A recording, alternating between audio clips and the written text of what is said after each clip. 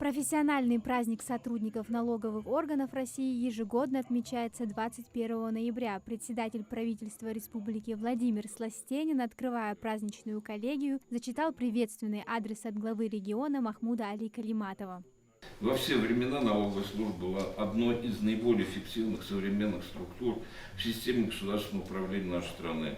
Она и сегодня играет важную роль в развитии и укреплении экономики каждого российского региона России, всего нашего великого государства.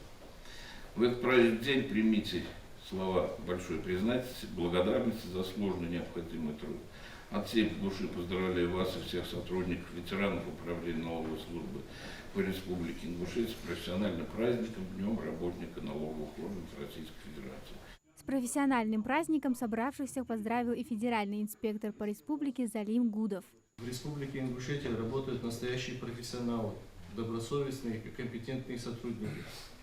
В это непростое время вы проявляете высокую ответственность, самоотдачу, вносите значительный вклад в укрепление финансовой дисциплины.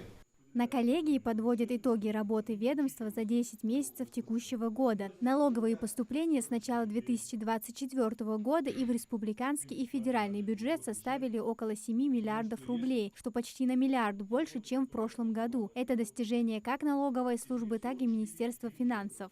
По страховым взносам увеличение составляет 2 миллиарда, это нижняя строчка, 2 миллиарда 149. Больше мы собрали в этом году, чем в прошлом. Когда мы администрируем НДФЛ для республиканского бюджета, он связан со страховыми взносами. И каждый рубль для территориального бюджета НДФЛ, он за собой влечет 3 рубля страховые взносы. Поэтому надо учитывать, бизнесу надо учитывать, и нам всем надо учитывать нагрузку, которую мы возлагаем на наших налогоплательщиков. С докладом об итогах работы по патриотическому воспитанию сотрудников налоговых органов и работы, проведенной в рамках помощи военнослужащим в зоне СВО, выступает председатель молодежного совета УФНС Руслан Добриев. Общий объем направленных гуманитарных грузов в 2024 году составил свыше 25 тонн. Продовольствие, медикаменты, специальные технические средства для осуществления необходимых мероприятий на местах по поддержанию жизнедеятельности и оказанию помощи гражданам Российской Федерации. Если говорить помимо гуманитарной помощи, которые грузы направляются регулярно с нашей республики, также хочется отметить, что ведется работа по проведению сборов. Помимо направления гуманитарных грузов, также отдельно собирают сотрудники Федеральной налоговой службы в разных регионах России, по мере необходимости объявляют сборы. Наше управление активно в этих сборах участвует, и на сегодняшний день за 10 месяцев нашим коллективам материальной помощи передано на сумму свыше 400 тысяч рублей. Самостоятельная государственная налоговая служба России образована 21 ноября 1991 года. Ингушское управление 4 августа 1992. Идрис Нальгиев работает в налоговой сфере с 2012 года. Целеустремленность и полная самоотдача. Без этих двух качеств не будет и результата, отмечает начальник отдела проектного управления долгом и урегулирования задолженностей физических лиц УФНС. Когда ты забываешь о начислениях, они копятся у тебя год, два, три. Иногда суммы пени бывают соразмерно с долгом.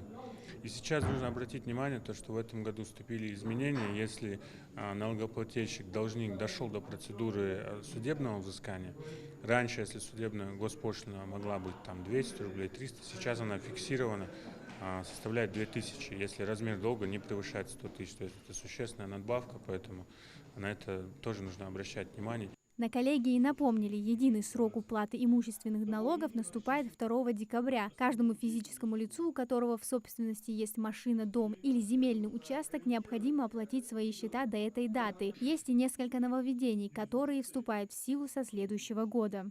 Касаются они упрощенной системы налогообложения, налога на доходы физических лиц. Ставка вводится прогрессивная, то есть чем больше доходы, тем больше будет подоходный налог.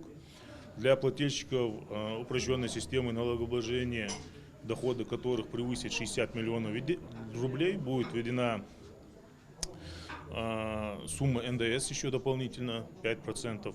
Работа сотрудников налоговых органов имеет огромное значение для стабильного развития региона и страны в целом. От их компетентности, ответственности и преданности делу зависит формирование бюджетов, реализация социальных и экономических программ и повышение качества жизни граждан. Праздничную коллегию завершают награждением отличившихся сотрудников за заслуги в профессиональной деятельности. Благодарностью руководителя Федеральной налоговой службы награждается начальник отдела оказания государственных услуг Мартазанов Ахмед Магомедович.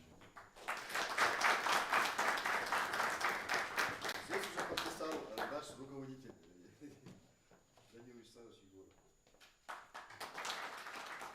Амина Зязикова, Мавладгири Ахильгов, Магаз 24.